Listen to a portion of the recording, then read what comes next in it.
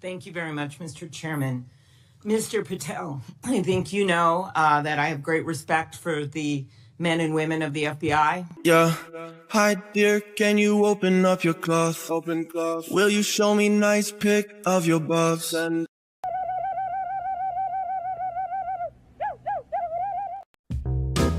Shane, Shane, Shane. Shane, Shane, Shane, Shane. A-L-A-N, Allen. A-L-A-N, Allen. Allen, Allen, Allen, Allen, Allen.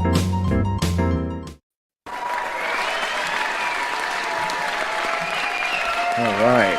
It's the same audience every night. Isn't that wild? Yeah, I know. It's not exactly the same. Show us some Bob's and Vagine. I don't know if I want to see Amy Klobuchar's Bob's and Vagine, though. So that's kind of I still haven't had anyone sufficiently explain to me like the whole get rid of all the Pajeets crowd who like 5 minutes ago were like that applies to all of them, even Vivek, but for some reason they're all like confirm cash now. It's like, wait a minute. So what you're saying is as soon as he says one thing that's even 1% off the reservation, it's going to be deport cash now. Here we go. J.G. Wentworth. I need cash now. Right? Isn't that the commercial? I feel like if you're going to do that, you should actually sing it in tune. You're not much of a vocalist, Shane? Come on. No. Oh. All right. I tried, folks. I tried to get Shane to sing for you. Folks. Yeah, folks. All however many. Let's see. All 53 of these folks. Hell yeah. Hell yeah. Yeah. They tuned in for your rendition of J.G. Wentworth, and you did it as a spoken word album instead. It's my new rendition. All right. Yeah. Okay. But that is interesting. I didn't even think about that. I mean, maybe it's because he has those eyes, that famous picture of him where he just has those like big buggy eyes, like I'm gonna fuck shit up. Maybe they like that, so I don't know. I don't know what it is about Cash Patel. What's his accent? Like, have you heard him talk? American? I don't know. What? Wow. So we're just all the same to you, is it? Yeah.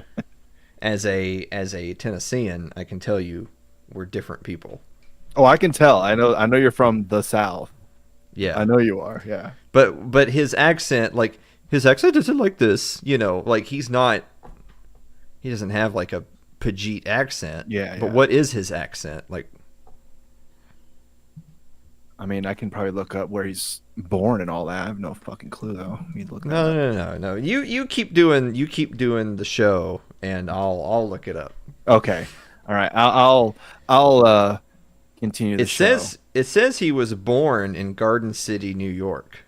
There's like Guardians of the Galaxy. So apparently he was born in New York. Well, that's why Donald Trump picked him. Oh yeah, New York. Yeah, I know that place. Actually, yeah, probably.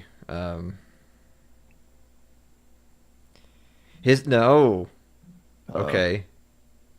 Well, that's where he was born, but his parents are first generation immigrants. Oh, okay. And they originally were in Uganda for some reason, and they were being repressed, so they moved to Canada, and then they moved to the United States. To be even more oppressed, right? And then he graduated from Garden City High School on Long Island. Wow. So he's a New Yorker, so that's actually two huge strikes, actually. Like that's not a good thing. That's not a green check mark. Oh, he's an American. No, for us that's actually a bad thing. He's a New Yorker. He's gross. He's a Pajeet and he's a Yankee. So yes. To you, that's the ultimate not good. Yeah. Like what's one step down from subhuman? I don't know, the new possible FBI director. I don't know. So he also is only 44. So okay, not too bad for 44. Yeah, he does have that weird like almost like that military haircut, has almost Yeah. like that high and tight thing going, which looks really weird on like a non-white boomer. Like you expect that from them, but do Yeah. you see that haircut on like, an Indian or some Asian person? You're like, Yeah. what the hell? It just clashes so hard. It just doesn't look right to me. I don't know. Whatever. Well, good luck to you, Cash. We'll see what happens. I know him, RFK Jr. had a hearing, and Tulsi Gabbard. To me, of the three, Tulsi seems to be the one, at least from I've read like kind of mixed signals on her. Some people saying, nah, she's got this in the bag, it's fine. Other people are saying, nah, she's got some trouble. So I don't know what the hell. I just think it'd be funny if RFK Jr. does become the Health and Human Services Secretary with all the things he was doing and saying during the whole COVID thing. And seeing with Tulsi, with her being on a fucking list because she shit on, not literally, but she shit on Kamala Harris. Yeah, you're talking about Tulsi, not Patel. That's right. Yeah. Right. Yeah. Okay. Sorry to mix it up. I'm sorry. So yeah, that just be kind of poetic justice, I suppose. It's like what's his name? Shoot, Jay Bhattacharya, that guy being the head of. Dang it, I can't remember what it is, but basically the agency or the institute. NIH. Yeah. Thank you. I thought you were trying to think of like where he was before because he was from Stanford. Right. Yeah. But yes. Thank you. The NIH.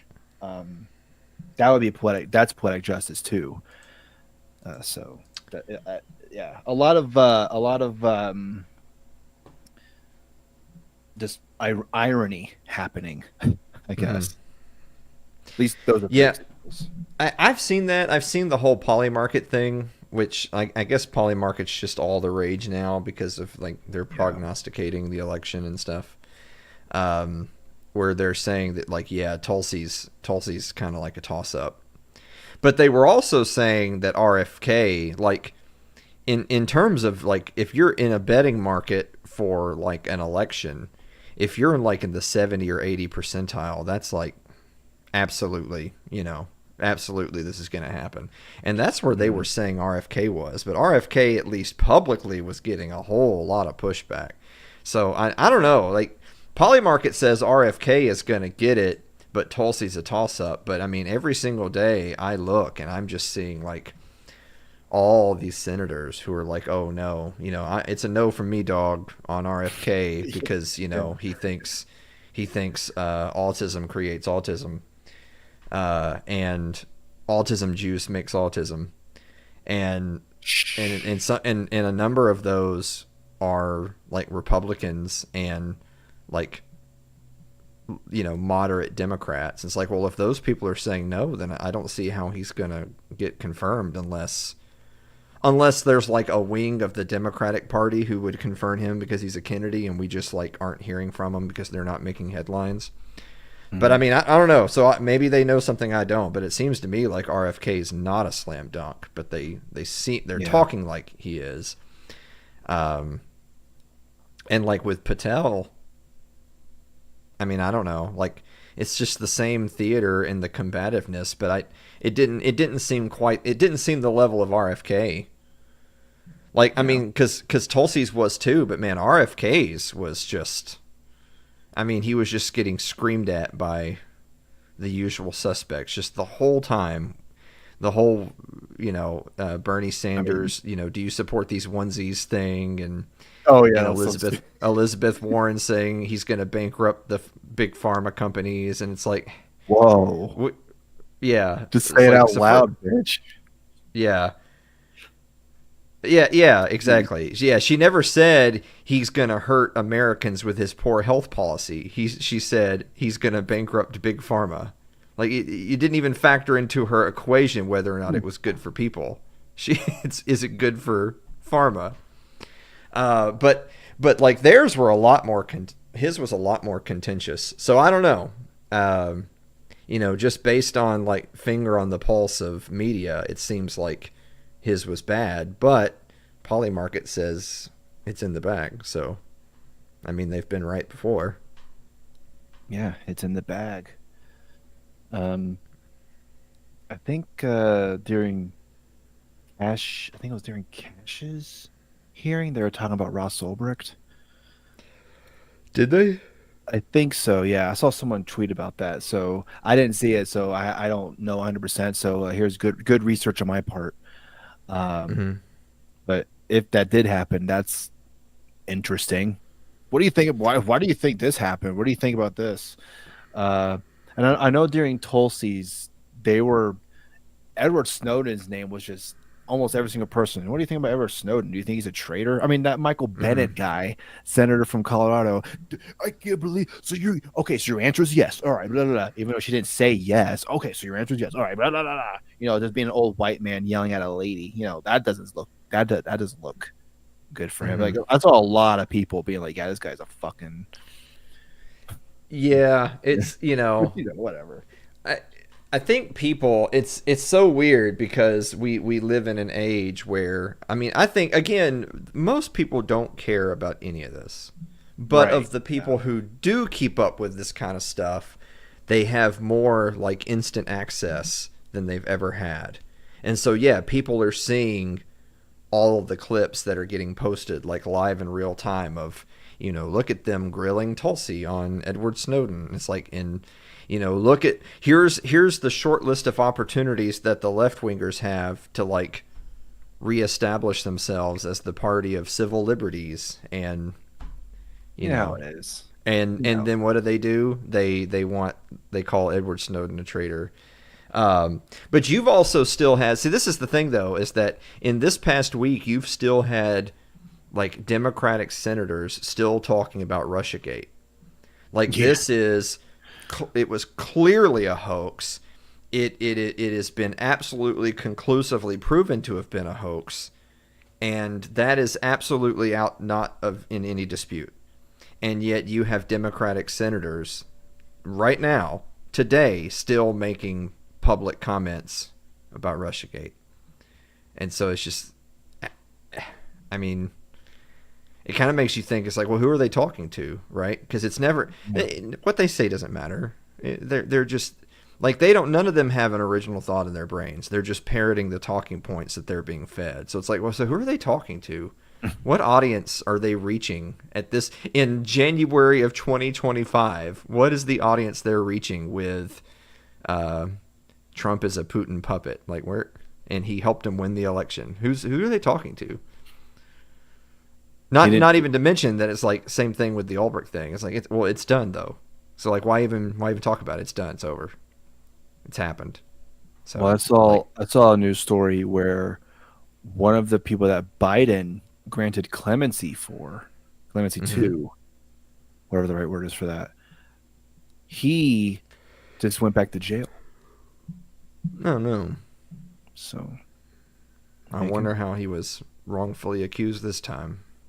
something to do with like drugs, being a part of a violent gang. Mm-hmm. I don't know. The usual stuff. Anyway, so I wanted to mention this. We're talking about Edward Snowden. He tweeted out on January 30th at 5:03 a.m. Tulsi Gabbard will be required to disown all prior support for whistleblowers as a condition of confirmation today. I encourage her to do so. Tell them I harmed national security and the sweet, soft feelings of staff. In D.C., that's what passes for the Pledge of Allegiance. Yeah. I mean that's another part of the equation is the headlines will always read, at so and so's confirmation hearing, senators asked so and so to promise to do X, Y, and Z. And it's like, yeah, but what difference does that make? It's not binding. What difference? If I'm being confirmed for, like director of, whatever, national intelligence, and you like say, well promise you won't whatever change our policy in regards to Syria. I could say I promise, and literally the second I'm inaugurated, boom, change it. Because what are you going to do about it? You can't do anything. I work for the president, right? Yeah. And you confirmed me. That's it. Our transaction is over. Yeah. Yeah. So he knows the game. Edward Snowden knows how this whole thing works. I mean, he got fucked over, so he knows how it is. Sure. There's a part of me, because I know a lot of people have said that's like, let's say all of these rhinos and the neocon Republicans plus the Democrats were in total lockstep, and they were just shooting down like all of Trump's appointments. Mm-hmm. And a lot of people would say like, well, he could recess a point, he could declare, he could wait for the recess or declare a recess and then just emergency appoint all of his appointees. And then when Congress comes back, it's like, oh, well, they're in office now. Mm-hmm. And there's precedent for that. It's been done before. So again, it's another one of those things where they would call him a tyrant, but he didn't invent the wheel, right? He's just doing what's been done in the past. Part of me felt like he should have done that anyway.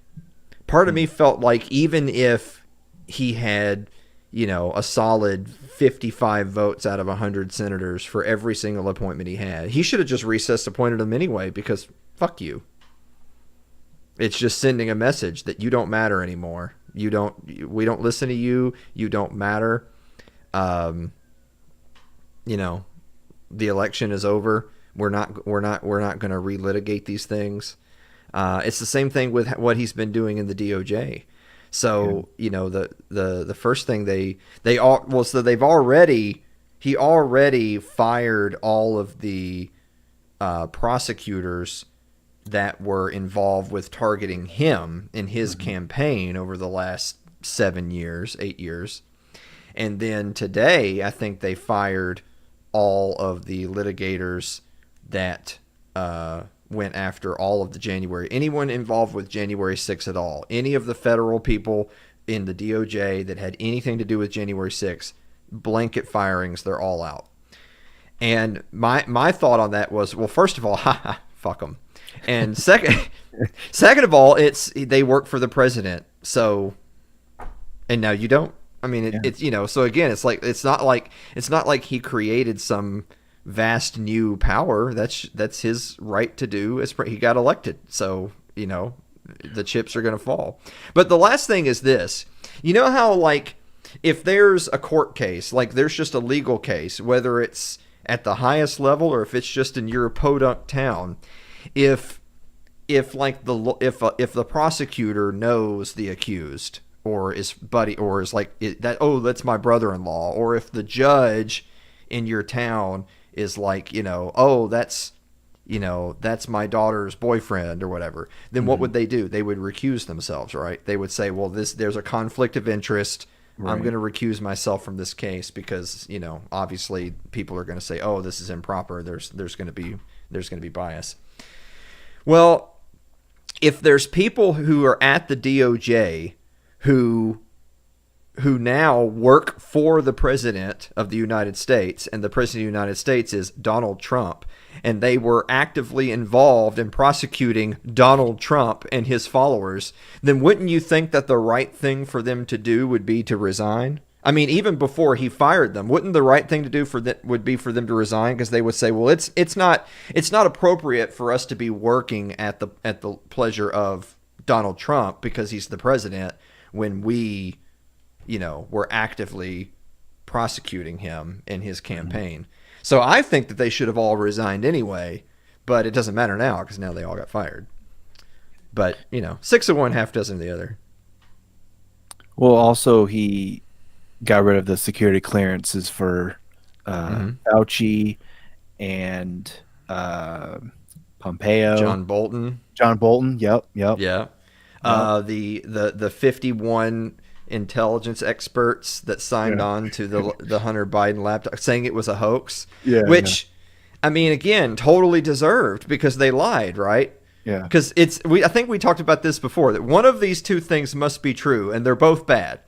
Either those 51 intelligence experts were wrong, and which means they're not very good experts at intelligence, or they lied, which means they're evil, and it was a conspiracy to stop Donald Trump and help Joe Biden. Both of those, neither of those are good. Them being evil conspirators is really bad. They should just go to prison. But if they were just wrong because they're fucking morons, then maybe they should be in a different line of work, right? Yeah. So Yeah. either way, like even if you're gonna, that whole, malice stupidity thing, like when people say that old adage of, never attribute to malice what can be explained by stupidity, you should always add on to the end of that, but both of these are bad. Like stupidity isn't good; it's just better than malice. Yeah, right. It's not. I don't It's know not what I'm good doing. though. Yeah.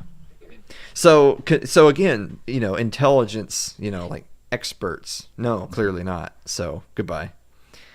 He actually took people like John Brennan, for instance, and he made a decree that they're not allowed to step foot in any federal building, which is just funny. I mean, I don't think there's any reason why they would, but just the fact that he said that they can't is funny to me. Like, because it's like they're being completely locked out.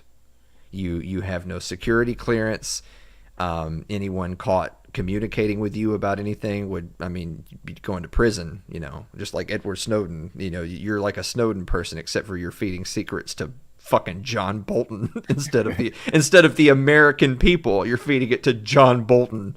Yeah. And if they try to step foot on federal property, they would be arrested for trespassing. That's hilarious. Which I guess they should be. They don't work there anymore, right? If you or me walked in the fucking J. Edgar Hoover building and said, "I'd like some documents, please," you're going to find out what the marble floor tastes like. That's what's going to happen. Yeah. So, again, fuck them. I love it. Yeah, and I mean that's the prime example of what a lot of the Trump supporters were wanting him to do. Probably the first time, for sure, his first term. Yes. I don't know if he really did that a whole lot, but this time he's just like, well, I know he's joked with someone introduced the bill. Oh, maybe we should do a third term for Donald Trump. It's probably not going to happen. Just No one is seriously entertaining that. That's just a boogeyman by leftist media to try to get their base riled up. I will say one thing that I've read though that I think is interesting is there's been people that have made the observation that the Democrats stealing the 2020 election was really the best thing that could have happened to the Trump team, because that gave him another 4 years to just reflect upon his mistakes, look at the people that stabbed him in the back, like, because again, he deserves the blame, right? Like, look, these are the people you surrounded yourself with because you didn't do your due diligence, and there was a short list of advisors that you trusted, and those people said, "Here, Mr. Trump, bring on these people," and he did, and they stabbed him in the back. And you even think as recently as the election itself, back during the primary season, before Trump had officially won the primary, remember, like, Nikki Haley was running and she was one of the last ones to drop out, and like Mike Pompeo ran. And it was like, on the one hand, on the front end, it was, let's distance ourselves from Trump because we want to win and we want him to lose. But then when it was clear Trump was going to win, it was, well, let's soften our stance because we want a seat at the table. But to Trump's credit, he shut the door on all those people. Remember Nikki Haley when she did finally, because she like one day she said she would never work for Trump. He's a monster. And then 2 weeks later it was, we ran a good race, you guys. It's time to support our nominee, Donald Trump. And everybody was like, oh, Trump must have promised her something. Apparently he fucking did not, because she's gone. Have you heard anything about Nikki Haley? He promised her an ass kicking. Thrown to the curb. Yeah. So in a weird way, the Democrats stealing the 2020 election was a gift to Trump and Team MAGA, because he had that extra time to truly evaluate the losses. And when he came back now in 24-25, it's like, okay, I'm not going to... Look, he may make some new mistakes. Sure. And he almost certainly will. Yeah. But he's going to endeavor not to make the same mistakes. So the Jeff Sessions, the John Boltons, the John Brennans, the Mike Pompeos, the Nikki Haley's, because remember she was his UN ambassador. Yeah. So all those people shown the door, and not just shown the door, but locked out, which is an important distinction. Like, they're not just not getting a new role. It's, you don't belong here anymore.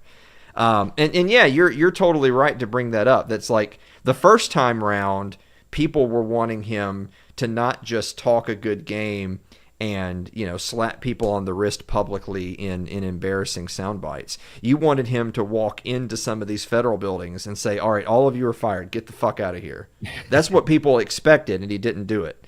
Yeah. We're only like we're only like 2 weeks into this thing, and he's actually doing it. So, Yeah. is there a long way to go? Yes. Are there a bunch of naysayers who were like, "Oh, they cut this much money? That's nothing," or "Oh, they deported this many people? That's nothing," or "Oh, whatever, they fired this many bureaucrats? That's nothing." It's like, well, okay, it's been 2 weeks.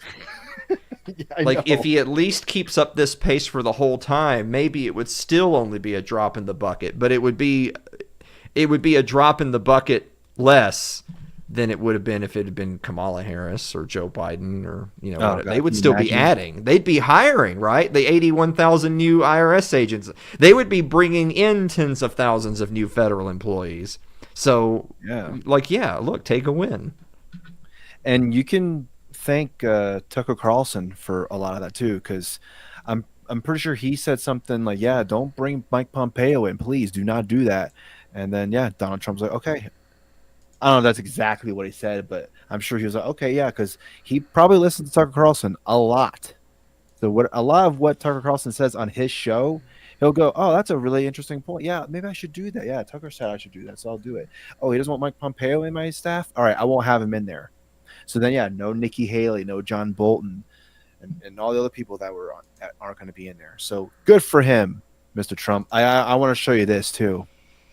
Some because we're probably the main thing of his first term, and hopefully in his second term, where he was very contentious with the media, which was the best part of his first term, was how he and the media were just going at it, boppity bop bop. That motherfucker, what's his name? The guy that just got out of CNN, Jim Acosta. Him and Jim Acosta. Ooh, good times. That guy, by the way, Jim Acosta, he's got a new show. He's got a new Substack. He just did an episode with someone at The Contrarian. Go out and find it. I'm sure you'll want to see that. That sounds like a good time. The Hopatrarian, yeah. Yeah, contrarian. Yeah. Me and Jennifer Rubin, who used to be with the Washington Post, and me, who used to be at CNN, are now called the Fuck off. Fuck off. All right. Anyway, here's Donald Trump talking about that thing that happened. Have you spoken to any of the families of the victims of the plane crash? I don't want to comment on that. Do you have a plan to go visit the site or meet with any of the I have a first plan responders? to visit, not the site, because what did you tell me? What's the site? The water? Or to meet with Want the me to go first swimming? responders down there? I don't have a plan to do that, but I will be meeting with some people that were very badly hurt with their family member, obviously. But I'll be meeting with some of the families. Yeah. Yeah, so I was really talking about the first plane crash, that helicopter collided with the plane, and then it landed in the water. And they go, "You're gonna visit the site?" And he's saying, "What, the fucking water? Like, what do you want me to do? Fucking go swimming?" I mean, come on, that's great. I mean, if he does more of that, hell yeah. That's the Trump that I like. Is even if it wasn't super contentious, what do you want me to go swimming? Just something like that. You know? I mean, that's really what this whole week has been. If anything, I mean, don't get me wrong. There is some humor to be had there, but if anything, I want to see Trump doing less and less and less of that, because that's what his staff is for. Let them do, like, if he can get all of his appointees confirmed, their jobs are to just look what they've done this week. Whether it's Patel, RFK, or Tulsi, they have made those Senate committees just look absolutely embarrassing. Like, oh my God. There's huge swaths of the country. The people who are plugged in, who watch these clips, who are like, wow, these people are just incredibly unimpressive. And that's great. Like, that's such a positive for just the political landscape and the conversation, for regular people on the street to realize that, like, senators are Like, not only are they not, the most intelligent and well-informed and capable, they're not even as intelligent and informed and capable as people like in your own life, in your own town. Like, you can find people that live on your block that would do a better job, that know more about, key subjects that these people legislate on. This is why they don't read the legislation, right? Like, one of the reasons why they don't read the legislation is because the whole system is made where the votes are determined before it even goes to the floor. But another reason they don't read the legislation is what good would it do? They're morons. Like, I mean, I could sit here and read a calculus textbook. What the fuck's that going to do for anybody? Like, dude, I finished Algebra 2 in high school and said, all right, I'm out. And then I haven't even counted numbers since then. I was like this many when I go to Walmart. Like, dude, I'm a history. I have a master's in history. So, I only go by dates. Like, dates have numbers in them, so it's like, look at me. I'm something of a mathematician myself. Yes. But the point being is what good would it do for fucking Elizabeth Warren or Bernie Sanders to read a bill on agriculture? They don't fucking know anything about anything. They certainly don't know anything about agricultural policy. Like a Thomas Massey, for instance, in the House. He's one of the people that you can literally count on one hand that you'd be like, he's such a level of intelligence that he could probably read a bill, do some independent research, and then come back, Monday morning with, like informed. It's like the phrase that they use for like vaccines. It's like informed consent. Like, he's like, if he decides to vote for the bill, it's because he actually understands what the bill does, what things it's addressing, contrast that with what is the role of the federal government, and then is this going to make things better or worse? And then look at the budgetary things. Like, well, where, what is this going to cost? Well, where's the money going to come from for that? Like, you can literally count on one hand the number of like the 435 members of Congress that can do what I just said. And I'm not sitting here saying I could do it. Like, this is one of the problems with Congress, right? It's like the federal government provides legislation on thousands upon thousands upon thousands. I mean, hundreds of thousands of pages of regulation that nobody actually knows any of it, or all of it. And B, what's the chance that any of those people in Congress are like an expert on these things? They have to have, a number of aides, as long as Magic Johnson, to be able to tell them, like, Senator Shane, you should vote on this bill because this is, basically it's going to do this, and we approve. And it's like, well, fuck, who's we? Yeah, It's like, Jesus, APAC. Your APAC guy is going to tell you need to vote on this, and you're good to go. Well, in the case of Sanders and Warren, it's like, look, your Pfizer guy said that we don't want this confirmation, and so that's it. That's all you need to hear. It doesn't. The rest of RFK Jr. basically went back to Sanders, like, oh, well, you took some money from the first, and then everyone started clapping, and Sanders like, oh, stop clapping. Okay, no clapping for that. Only clap for me. Remember when I was famous in 2016? Remember that? Can we go back to that? It's so funny too that, like, that's one of those things that, again, the average person on the street is not going to sit there and watch confirmation hearings, and most of them are not even going to watch a highlight clip of any of it. But for people who did see, the juiciest bits of those hearings, like, first of all, RFK just melted. First of all, RFK didn't lose his cool. He sat there and listened to them screech at him for 45 minutes so that he could give a 15-second answer, in response. Yeah. And then when he got up to leave, the gallery cheered. When does that happen? Yeah. And I can tell you, they weren't cheering for the Senate panel. They were cheering for the candidate. Yes. Good job, Bernie. Good job, Liz. Good job. Yeah, exactly. Start doing the wave up in the gallery. So, I mean, but like I said, I'm not mad about it at all. This was such a great week just so that regular people could see, wow, these people are no more capable or intelligent or informed than me.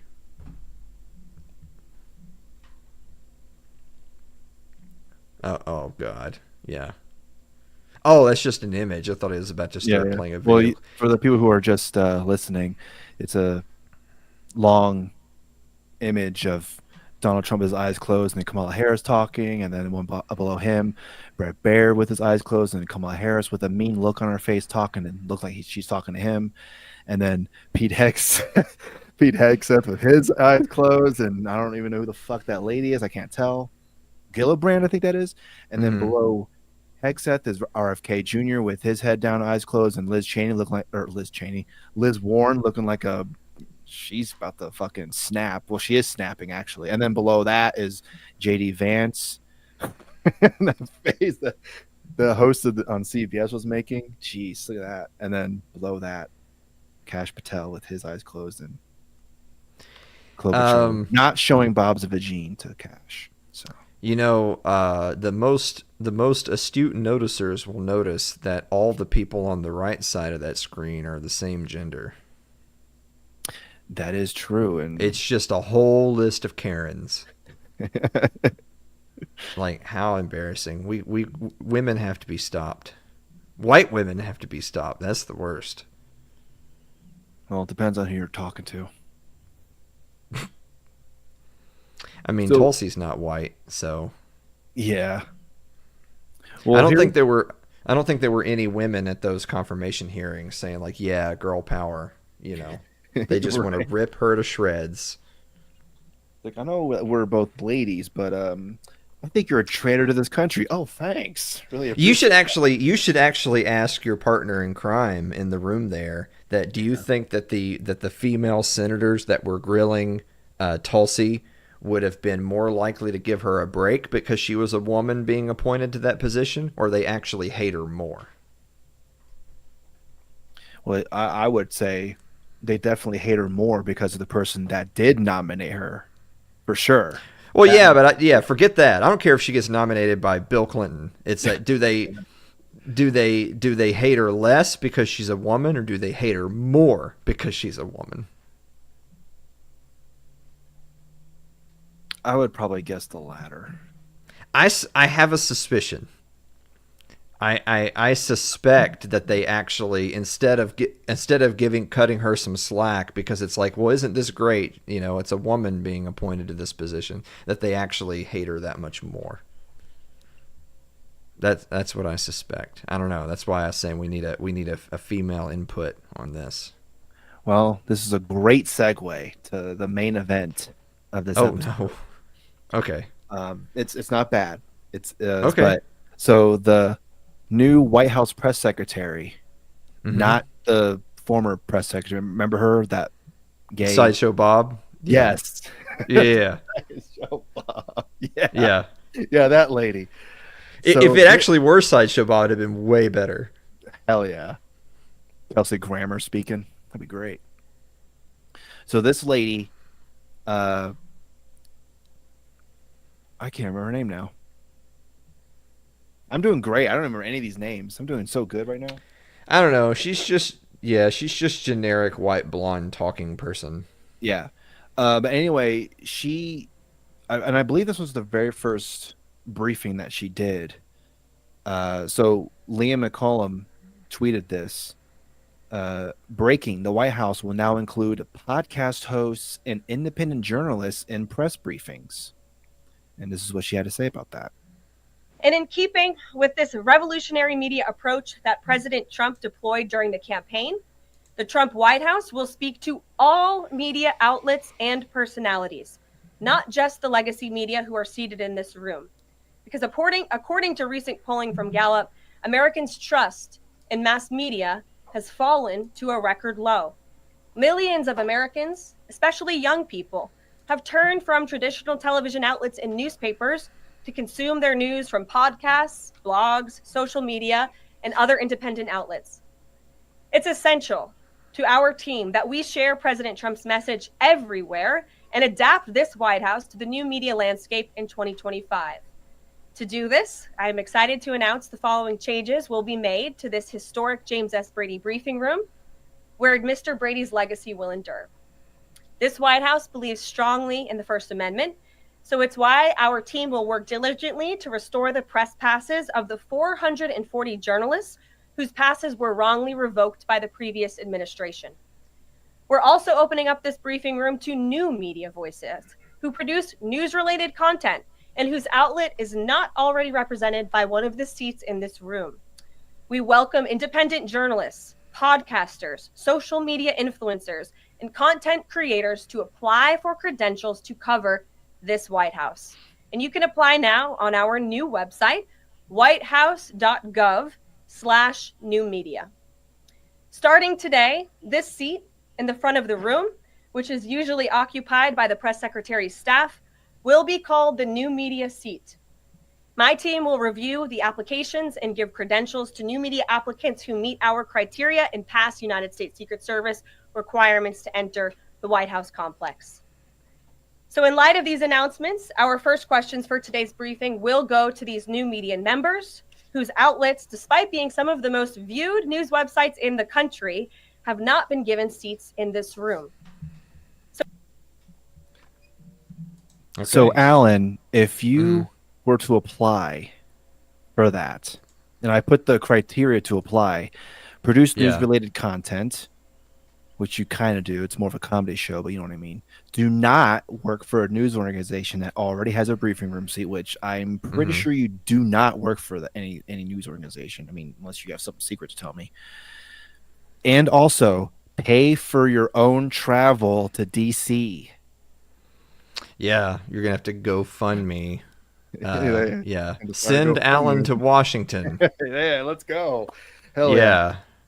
Okay, so Alan, if you were to apply and you were able to go there for one of these briefings, what would you ask the White House press secretary? That lady that looks like Tiffany Trump to me. She looks kind of like Tiffany Trump. Yeah. Well, first of all, I feel like I know that you have that thing up on the screen, but you're forgetting probably the most key criteria that she listed that's not on the screen there, which is you're going to have to pass a Secret Service background check to be allowed entry into the White House. Dude, I tweet like every other day that we should line these people up against a wall and blow their brains out. So I didn't mean it for real. I mean, come on. Yeah, in Minecraft. Yeah, there you go. Yeah, ironically. Yes. I said unalive. I didn't actually use the word. Yeah, I tell them to visit euthanasia.com to get the information they need to make the right choice for them. Seek Canadian healthcare. So, no, there is no chance they would allow me access into the White House, considering that I pretty openly, vocally say that, yeah, we should just kill these people. That's like, it's so like remember literally just a week ago when everybody was upset, or 2 weeks ago when everyone was upset that Biden pardoned like Fauci and Liz Cheney and all those people, and I was like, yeah, but pardons aren't bulletproof, so you could just, you know. I'm not going to confirm or deny that because I want you to go into the briefing room and just knowing, oh my God, it's Alan Mosley. Holy shit, he's going to ask the question. Oh my God. But I mean, I don't really have a question for her. I mean, the whole point is you're covering the White House, so it would be, oh, they're having a press conference talking about these issues, and then you would ask a question related to those issues, or you're trying to bring something up. So I mean, you know, like you could always be that guy and ask like, well, when are we going to stop? I don't know. Actually, no, I take that back. I would probably be the guy who would be the hardcore anti-Israel person who would say like, well, when are we going to stop giving money to Israel? Because that's not America first. You know, I would probably be that guy. And then if they said that I was being anti-Semitic, I'd say, yeah, I know. The Daily Wire person right next to you, like, I can't believe we're independent media. I'm independent media with this person. I don't know about that. Because that's, I mean, you know, a Daily Wire person is going to be one of those people that's going to ask a question. Who else? Who else would also be a part of that? Newsmax. Like, yeah. Yeah, like I could see them, like they can't give one to RT, right? Because then everyone's gonna say, oh, there you go, Oh, Russian true. collusion, blah blah Yeah. blah blah. Yeah. But you know what? Who cares? They're gonna say that. They're still saying it. Just fucking Of course, do it of anyway. Yeah, course, bring an RT person. Who cares? Fuck them. Like you yeah, said, fuck them. Not in a good way. a good way. Yeah, I mean, I don't know what's that one chick that works for RT or whatever it is. What's her name? I don't Who, know. who am I talking about? Or no, she doesn't work for them. Maybe she doesn't work for them anymore. I don't remember. Maybe she used to. I guess I don't know. That Rachel Blevins. That's who I'm thinking of. Ah, okay. Yeah, that name's familiar. Yeah. Yeah. Yeah, Okay. they could give her. They could give her a seat. She can have my seat. Well, good luck with all that. This is becoming a trend with you. Yeah. Like, look, I'm developing my short list, and that's all you have to say. All right, so you have Rachel Blevins and that one lady who played the pregnant girl in Squid Game season 2. Good luck with all that. Have fun with trying to get those. Yeah. I Just- felt like y'all were supposed to help me get a number or something. At least verify if they can speak English, please. Because I mean, I'm not going to learn Korean for God's That's sakes. true. Why not? That sounds retarded. You can just say hello, nice to meet you, and then go along, right into whatever they say in Korean about, do you want to? I'm just going to take this opportunity to say something I didn't say the other night when we were talking about Squid Game. Yeah. I can't stand that vocal inflection. You know what I'm talking about? Like that Korean vocal inflection. I know you're talking about. Yeah. Da-na-na. They enunciate the last syllable. This is why they're going to get taken over by the True Korea. Like you got to stop that. Stop the da-na. I don't know. It just enunciates meaning. Like they really mean it, so they have to enunciate certain syllables. It's bad when men do it. It's really bad when the women do it. Well, I can't don't help know. on that one. I don't know. I don't know what to do. on Yeah. that. So anyway, they just got to speak English. But would they do that in English, or is it a language thing, or is it a cultural thing? Like would they say criteria to apply? If they did, I would slap kind her of weird mouth. in English. Yeah, that's not kind of weird in English. I would just. But then she'd make fun of your. But then she would make fun of your accent. Like, what do you mean, folks? Like, why are you so enunciating the L? Come on now. And then I would say, I'm a white man. What are you going to say to me? Are you kidding me right now? I can't win this argument. It's over. You can't even hurt my feelings.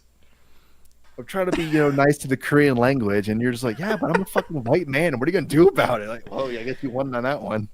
Yeah. That half of you is saying, look, man, it's over. And the other half is like, man, you just got to keep going and fight for the good fight, Mm-hmm. So anyway, if somebody knows in chat, please leave us a comment as to why Koreans have that vocal inflection at the end of their sentences. I would like to know. I'm learning. Look, I'm not being an asshole. I'm just like I want to know if someone is it a thing, or is it like a weird thing that some people do, or is it a thing that they all do? Because it doesn't seem like they all do it. You know what I'm saying? Like there's plenty of characters that don't do that. Now I want to watch the show again because my favorite character that you absolutely do not like, Thanos, I don't think he does that in the show. Now that I think of it. But he also is intentionally speaking differently. That is true. He does speak some or actually they call it Konglish. But I don't think that Gi-hun does that. I think most men don't. Some men do, but most men don't. I believe he does that with his mom. He does do that with his mom. He does. He does. Maybe it's like a childish thing. Possibly, yeah. like kind of like a woman like pouting, you know. Yeah. Maybe that's what it. Oh, Because it was mainly women that you heard do that, right? it's mainly women, but like for instance, his friend, the like the bar owner or whatever, Yeah. that dies at the end of season 2, like he would do it, but he Spoiler. also kind of comes off as kind of like your little, you know, your little patsy sidekick guy. So like I could see him doing it, but like the more like straight jawed men don't do that. So maybe that's what it is. Maybe it's like a pouty kind of a thing. You know It sounds like because it just reminds me of like the Valley Girl, everything with a question at the end. But it's a different inflection, but it's always there. Yeah. And it's very artificial, right? Like that's not how English is spoken. It's they're doing it intentionally. So that's why I think like, well, I don't think that that's Korean. I think that it's a specific subset. Well, another thing that they do that I find funny is when they do something along the lines of, and I'm not speaking Korean, I'm speaking gibberish, but it's along the lines of like, kind of like, you know, they do that whole thing where they, for some reason, I don't know why they do that. Again, that's another, they have to enunciate that particular syllable. I don't know. Mm-hmm. So yeah, it's almost for all like, we know, them doing that guttural thing might be like you or me going, psh, that's not right. Maybe. Yeah, that's a possibility. Look, we're all the same. It's a big, you know, everyone's special, and here on the 38th parallel, we think that everyone has value, and the children are the future, but that one girl from that show, if you could. What if like we accidentally got you the North Korean girl? What if we got her instead? It's okay too. We can make that work. Yeah, you can ask her. So your character's story arc. Do you think it's actually good? I think the interesting question would be like I saw some people that were upset because they had a male actor play the trans person as opposed to having a trans actor play the because of course there's no such thing. You can only have a male or female character. There's no such thing as a trans character, right? Or actor. Yeah. But what about the Korean thing? It's like if you're going to have a character, because there was the girl that was in the final 3 in the first season, and then there's this girl who's a guard in the second season, and they're North Koreans. Should they have gotten a North Korean actress to play the North Korean character? Because I'm under the assumption that Koreans would be able to tell the difference. Like genetically, they're basically the same, and they haven't been separated that long from a historical standpoint. Right. But there would be differences, mannerisms. There'd be language differences. Like you would be able to tell if you were standing there with your group of friends, all talking, and someone just crossed the border and walked up to you. You'd know they're from North Korea. It'd be the same thing as like, you know, if we saw like, you know, some tattooed and pierced land whales with half of their head shaved from Portland, Oregon, we'd be like, they're not from the South. Right. Yeah. So ship them back over to Oregon. Yeah. So yeah, you're getting deported. Dialects, you know, like the dialects. Yeah, exactly. So is that not a controversy? Should they have had to get North Korean actors to play the North Korean characters on the show? You're making some sense. I'm just saying. And of course, obviously, I'm not saying literally go to North Korea and get actors. I mean, there's people in the world who were born in North Korea who escaped, who exist. Ooh, I know. Like, I'm sure there's an actor out there. I know of one woman who has been on the Joe Rogan Experience. Who's that's a psyop. She's fucking fake. Okay. She's not a real person, dude. But I mean, like, of all the North Koreans who have managed to escape, wouldn't there assuredly be at least one of them is an actor? Yeah, you'd think. Maybe. I mean, maybe. Yeah. So I don't know. So they could have gotten. So yeah, they could have gotten your fake bot that you're talking about. They could have got her to be the guard. Don't you love the memes of her when they have a picture of her? All the different things. I was like, yeah, and in my country, da da da da da da da. Mm-hmm. I love those. So Yeah. go apply to be in the press briefing. Mm-hmm. That was the whole point of this thing here. We should do some posts to see if people want us to do an Asian tier list. I think that would do numbers. I think you're probably right. Yeah. You know what my ranking is, but I'm not gonna. You look over to the side like you're being held at gunpoint. Yeah. Oh man. Well, of course, me as a totally unbiased observer. Sure. It's that Korean girl and everyone else, right? Because I would say that of the different Asians, which ones are the whitest, and they're probably pretty high on the list actually. Korea, Japan. Mm-hmm. But how much of that is a tan thing? Like, there's Mexicans who are dark, but they're tan, and then there's Mexicans who have skin whiter than mine, and it's because they're not tan, but they're 100% pure-blooded Mexican. So, like, of the different Asians, it's like how much of that is they actually look a lot different in different skin tone, and how much of it is, well, that person just has a tan. Like when you see these like milky white skinned like Koreans, is that just because they have no tan at all, or is it because that's actually how light their skin is? It's like a beauty standard there. Like I know that they're really big into that. The whole because like they're really big into like plastic and surgery and. Oh yeah, South Korea for sure. I'm pretty sure they're number one in plastic surgery. Yeah, they're all trying to look more the same. So imagine how confused then we are when it's like, well, you're the ones doing it. Right. Don't accuse me of thinking you all look the same when you're trying to. Yeah, and at least the actor and the director of Squid Game had the audacity to make Thanos' hair purple. Oh, there he is, right there. He's right there. Mm-hmm. Oh, I see him. He's over there. He's the only one. So what is it that they're trying to look like? Are you talking about the Thanos character? Or are you talking about in general? No. Like all the ones that are getting like all the surgery and stuff. Like, is there like a Korean Marilyn Monroe? Like they're all trying to look like her, and that's why they do that? Is there like what's patient zero that they all say that's perfection, and we want to look like that? That is a good question. I don't know.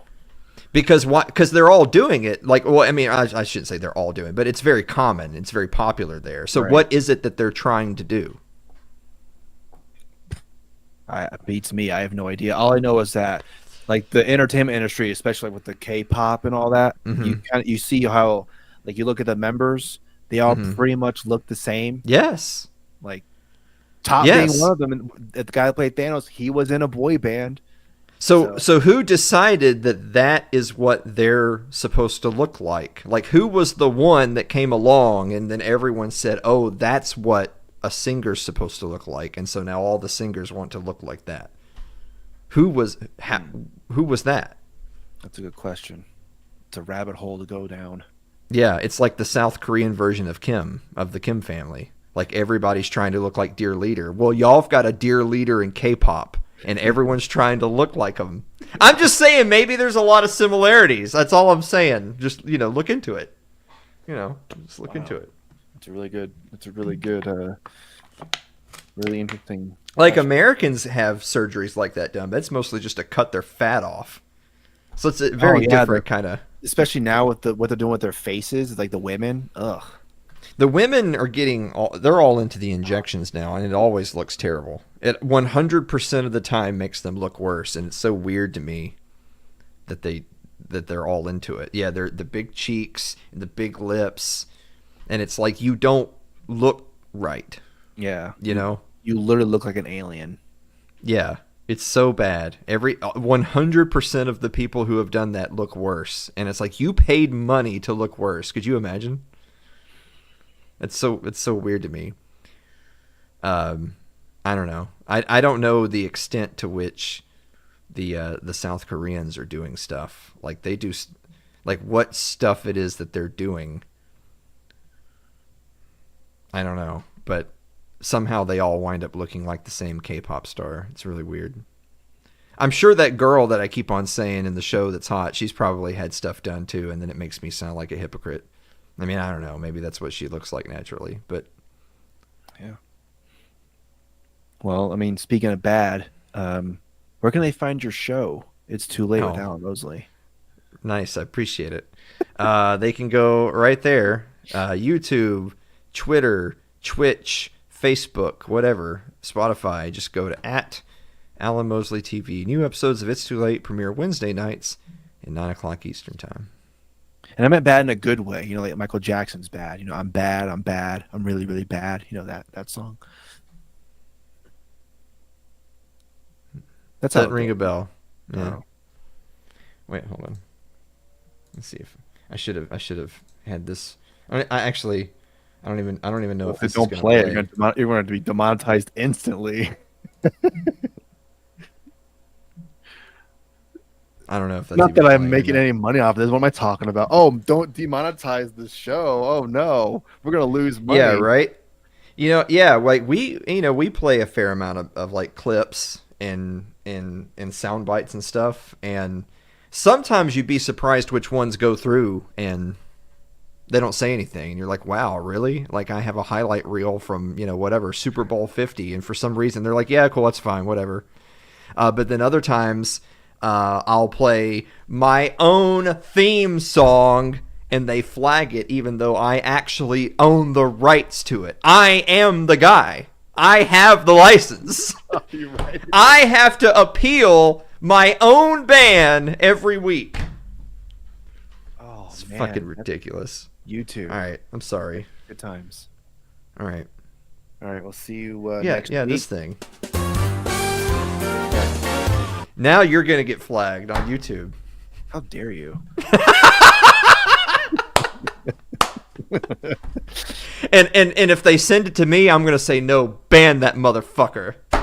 That's how we deserve it. I've said some terrible things on this channel.